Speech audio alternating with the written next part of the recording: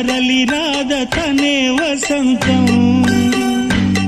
తన దరికి రాని వనాల కోసం తరలి రాద తనే వసంతం తన దరికి రాని వనాల కోసం గగనాల దాకా అలసాగకుంటే మేఘాల రాగం ఇలా చేరుకోదా తరలి రాద తనే వసంతం